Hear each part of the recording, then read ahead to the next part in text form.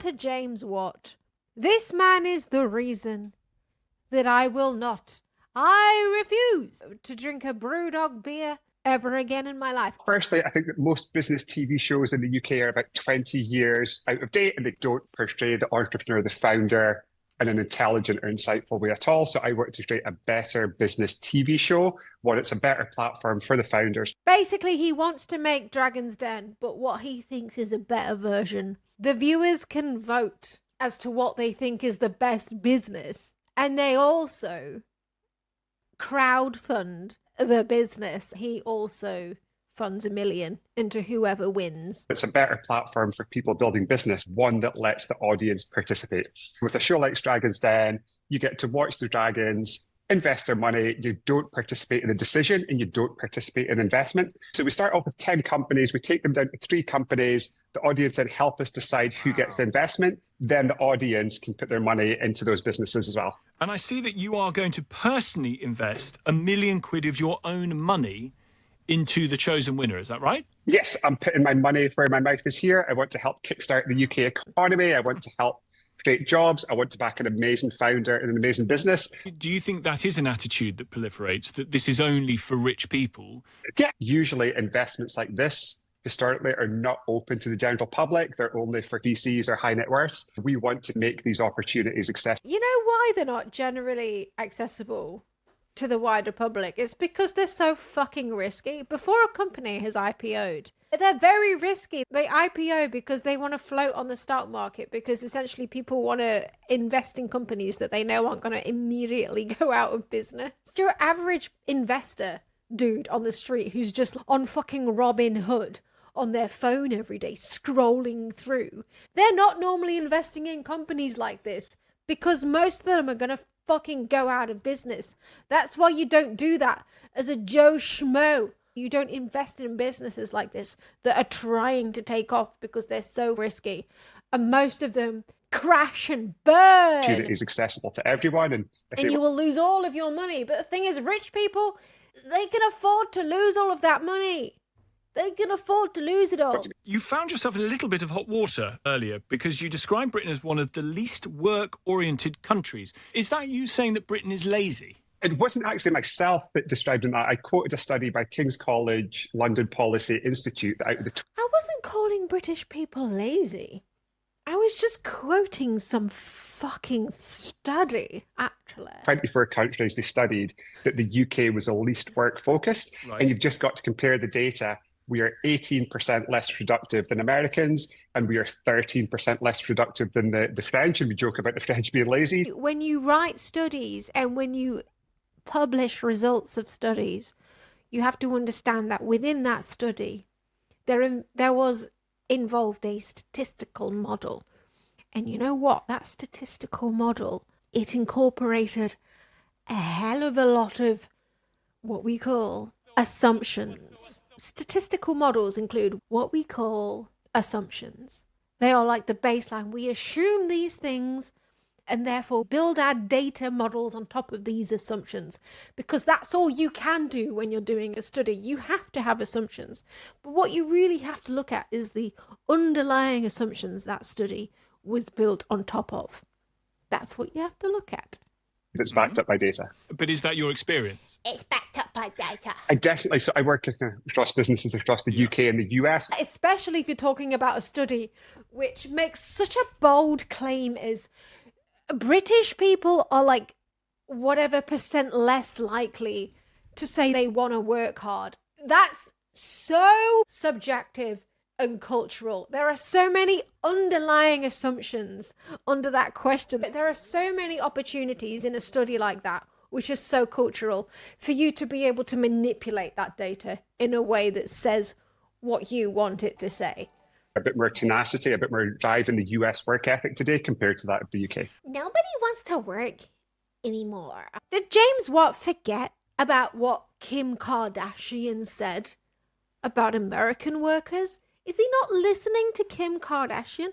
Work is the foundation of everything. It's very hard to achieve something meaningful, remarkable without hard work. So I'm not sure why the kind of UK's relationship to work is what it is, but I think it's got a direct impact on economic prosperity and the standard of living for every family in the UK. There are other bosses. I look at the former boss of M&S and Asda, Stuart Rose, who say perhaps that part of the reason for that is working from home, because people are able to open their laptop at 10:30 in the morning, close it at 4:30 in the afternoon. Kind of not get away with it, but, you know, quiet quitting has become a thing. I've got a team of 12 people who work in a business, and we work from home. So it's not about people start work and people stop work. It's just some companies, the value of face-to-face collaboration when it comes to innovating, when it comes to disrupting, the value of having people in a shared space every single day for some companies is so fundamental to what they do and being able to move at pace that I think it's difficult for them to adjust to remote work. And it's more about that connection, that conversation. You think that they're wanking all day, don't you? Just say you think that they're wanking all day. People working together towards a common goal as opposed to when somebody starts and stops working. Do you think... Look, I'm self-employed. That's all I do all day. That's fine. I'm joking. Part of the lack of hard work compared to other countries in this country is because people don't see an end goal. They see people like yourself who have made a business and you're now a very wealthy person who say, just work harder, everybody, work harder. And they say, just because you're a millionaire or whatever, you don't get to tell us what to do. We're working in a job that doesn't pay very well. And I've had this work ethic when I was living in my dad's spare room, not paying myself when I was in a 29 years old, when I was working in fishing boats. I've just always believed in the value of hard work, but like everyone gets to decide what is best for them. So I kind of shared my perspective on hard work, work-life balance. But the beauty of the thing here is like people can decide what's important for them, what their objectives are, and then build the life that they want. But there's something about the phrase work-life balance that I don't love. He did inherit some wealth. It's unclear how much he actually inherited, but let's just say his father was a multi-millionaire. But he quite conveniently avoids disclosing this bit of information in any of the interviews that he gives. Good and bad to be balanced out, and you've got to balance out the bad, which is work, with the good, which is life. Yeah, he calls his dad a fisherman, and he's more of a fishing magnate. His father is a lobster fisherman. He fishes in the north, in the Atlantic Sea. I had to watch his interview on Diary of a CEO to do research about him. I know. But that's what I had to do. And he tells a story about his dad and how he grafted so hard as a fisherman to catch lobster for the family business, grafting through the storms in the Atlantic. The guy was a multi-millionaire fisherman.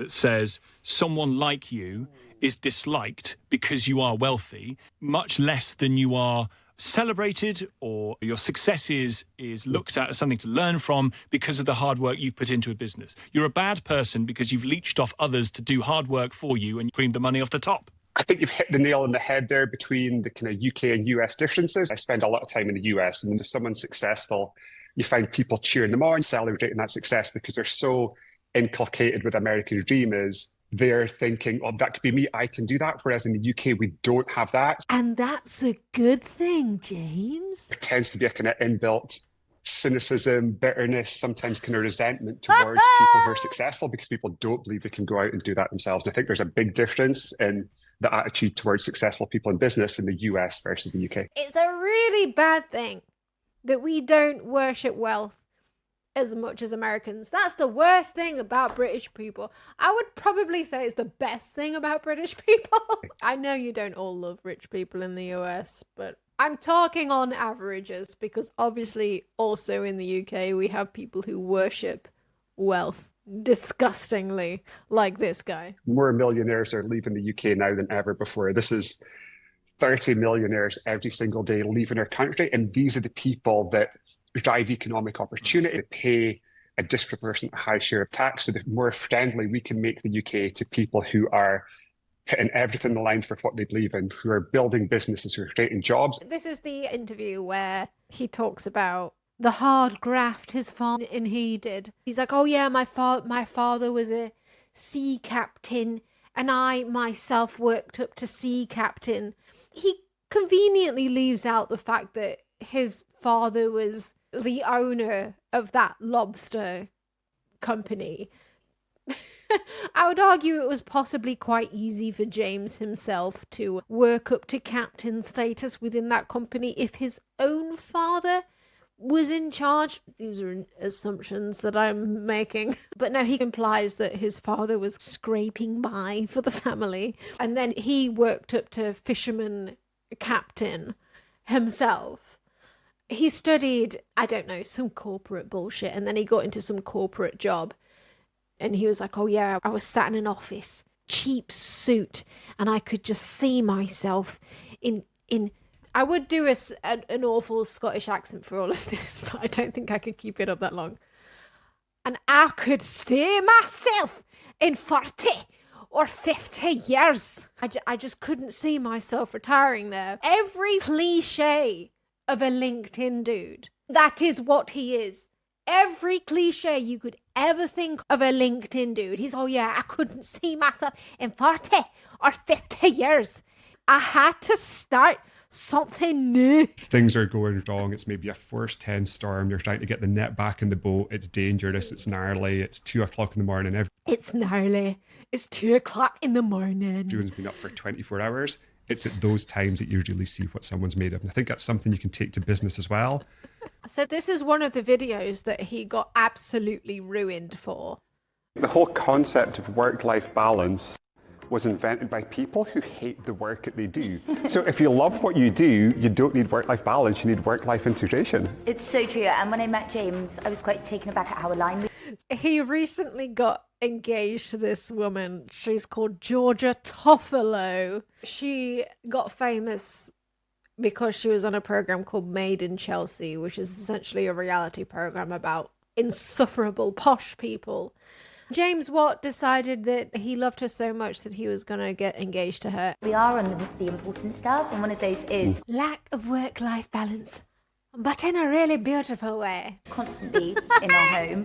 We are working, but we do things that we find incredibly fulfilling, and we also have a supportive other half that loves that high octane obsession with what we do. I've always known that I would end up with someone like James because it would not work otherwise. You know, if someone was saying you need to knock off now, I'd be thinking, what, do you not like my business? Do you not believe in me? Are we not driving towards the same thing? You know, we are so scarily similar, and you say it more often than me because I don't want to admit it, but we are wired up. From our fingers to the top of our head to our toes, we are this really, really similar. And I think when you find someone that you click with and you've got the business alignment in the way that we have, even at the weekend when we've got the children, we sit around the table and we come up with business ideas. That's amazing. What a great thing for James's little girls, that you need to be appreciative and encourage that. Because if you have someone that isn't into it, God. He's got an MBE as well. And like she was saying, James's little girl. So he was married.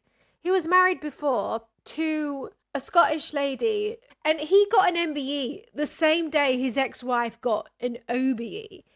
His ex-wife is a businesswoman who popularized adult coloring books. She did all of the line drawings, and she started selling those books, and she basically became a millionaire from these coloring books. That's his ex-wife, and that's who he's got kids with. She got an OBE and he got an MBE back when they were married.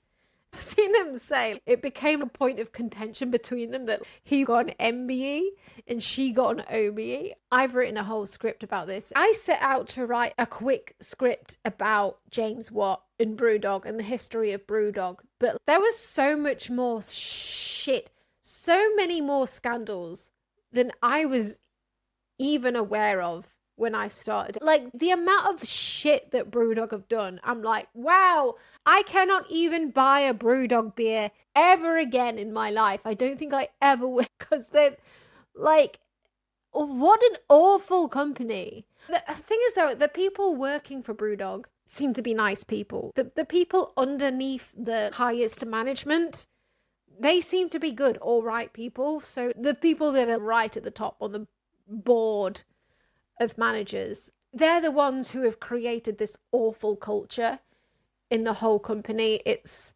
misogynistic. It's built on a culture of fear.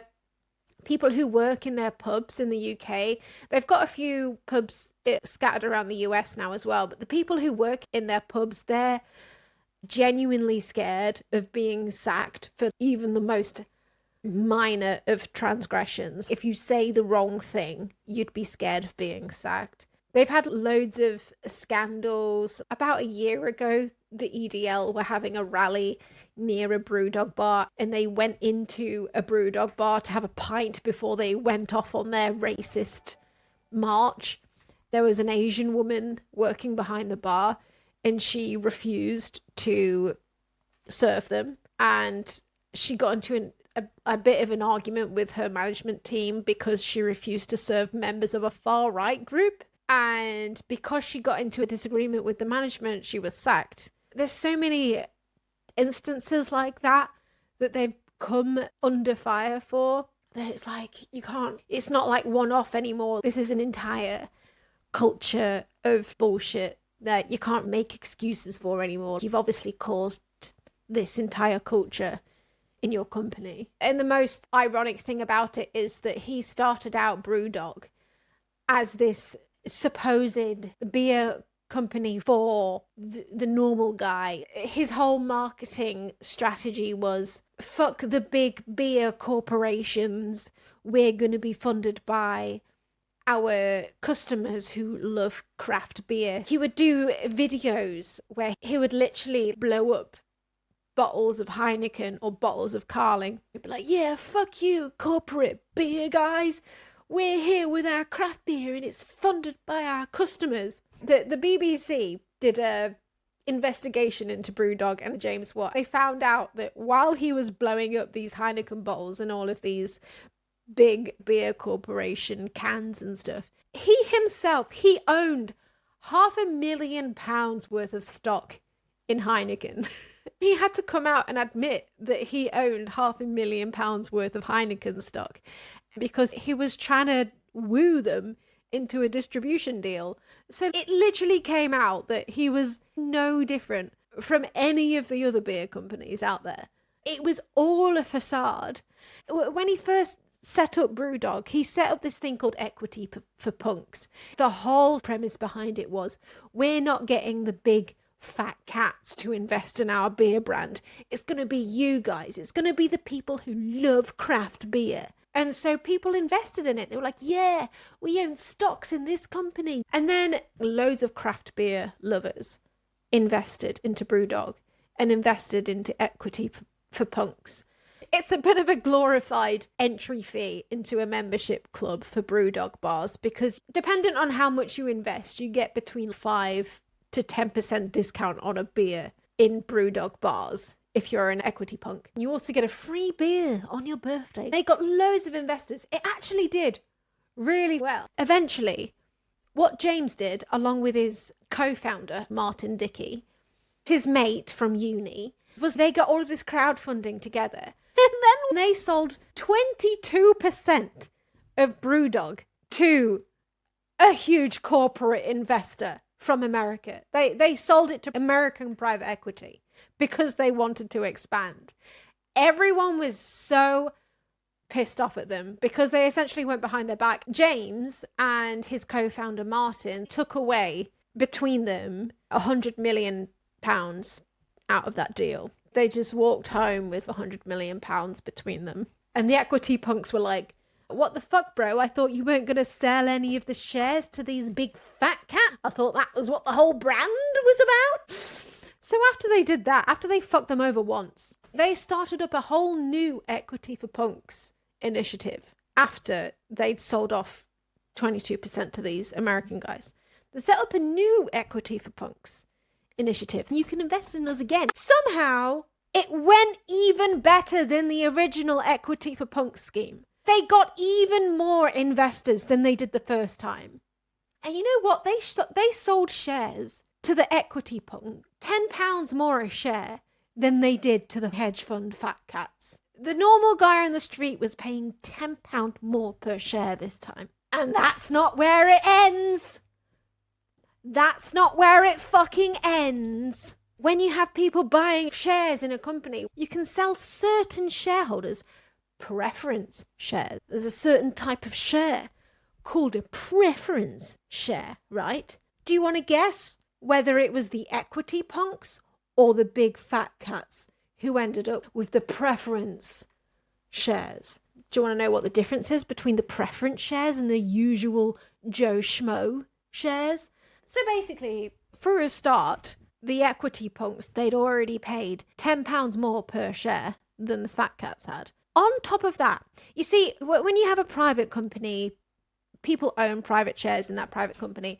And the whole idea is one day you're going to float on the stock market. You're going to IPO, right? And at that point, what you're going to have to do is tell the market how much you're worth. They still haven't IPO'd yet, so we don't know what's going to happen. And that's when all of the equity punks think that they're going to make money back on their shares. But the people that own the shares right now, the people who owned the preference shares, they were promised a return of 18% per year, per share.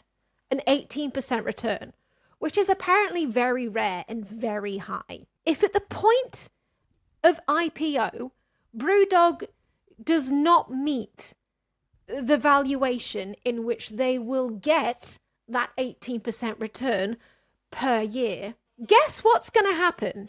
Brewdog needs to be valued at $2 billion at the point of IPO for those preference shareholders to be able to get the 18% that they're promised. If they do not reach that goal at the point of IPO, then those preference shareholders, it says in their contract that they will be made up by the holders of the non-preference share. So essentially, if they're not a huge company by the time that they IPO with this huge $2 billion valuation, then the equity punks are going to get fuck all back, apart from their 10% discount in Brewdog bars and their free beer on their birthday. I think I managed to explain that. Essentially, it's fucked up. It's capitalism, baby. It's how it works. How is this legal? Well, it is, because they wrote it into the contract. I don't know why people keep giving them money. I don't know why people keep paying into the equity for punk scheme, because clearly this guy does not give a fuck about you. He does not give a fuck about you at all. He wants to take your money and give it to the big fat cat bros, even though he's spent his entire career trying to make it look like that's who he's working against. I will show you one of his little, I don't know, marketing ploys where he dropped taxidermied cats out of a helicopter. This is one of the stupid things. Death to the fat cats, guys. At Brewdog, we've been ripping up the rulebook since day one. Our business is owned by the people who love our beers. Have you ever stolen a helicopter? Never. You're really stealing a helicopter, aren't you? You definitely didn't use your millions to hire a helicopter for this one stupid video. I would be more troubled if they looked like real taxidermied cats. From day one, our mission has been to make other people as passionate as we are about fantastic beer. Equity for Punks makes that possible. The weather is changing. A new dawn for beer and a new dawn for small business finance. This is Equity for Punks. I just love how awkward he is there. On the one hand, he wants to be famous, but on the other hand, he's so devoid of any charisma. Just look at Punks. look at A new dawn for small business finance. This is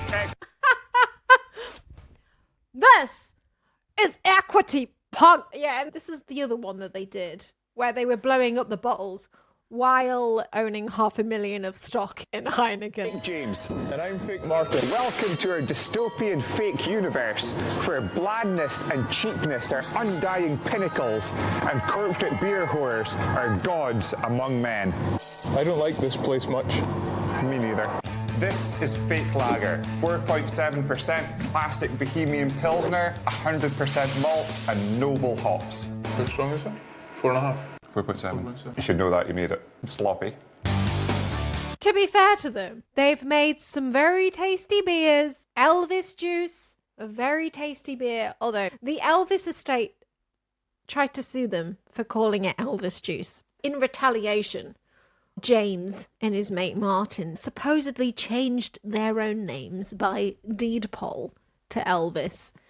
But the BBC did an investigation into that as part of their big program about it. And they figured out that that whole thing where they supposedly changed their name by deed poll to Elvis was just like that. There's nothing on the records that said that they did that. They basically printed off some forms that they completely forged and just used it for marketing material. Added ingredients, forget preservatives. Think about getting back to basics. 4 ingredients.